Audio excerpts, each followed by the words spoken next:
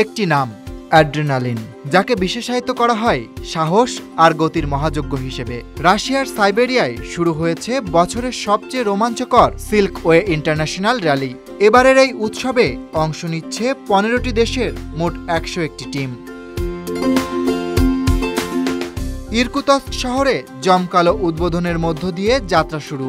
বিশাল truck, off-road গাড়ি আর মোটরসাইকেলের প্রতিযোগীরা প্রস্তুত। পাড়ি দিতে হবে 6000 কিলোমিটারের বেশি দুর্গম পথ, যার মধ্যে 2000 কিলোমিটার টাইমড স্পেশাল স্টেজ। এবারের রুট একদম ইউনিক। রাশিয়ার ইরকুতস্ক থেকে শুরু, এরপর বাইকলস্ক আর উলান উডে, সেখান থেকে সীমান্ত পার হয়ে ঢুকছে মঙ্গোলিয়ার উলানবাটরে, তারপর চলবে গোবি মরুভূমির দিকে। আর র্যালির ফিনিশ লাইন রাশিয়ার গর্নো আলতাইস্কে। গতি শুধু শরীরে নয়, এর জন্য প্রস্তুত রাখতে হয় মনকেও। জি ড্রাইভ টিমের ড্রাইভার আনাস্তাসিয়া নিফন্তোবার বলেন, রেস শেষ মানেই নতুন প্রস্তুতির শুরু। ভুল খুঁজি, শেখার চেষ্টা করি, ট্রেনিং করি, সবকিছু আবার নতুন করে গুছিয়ে নিই।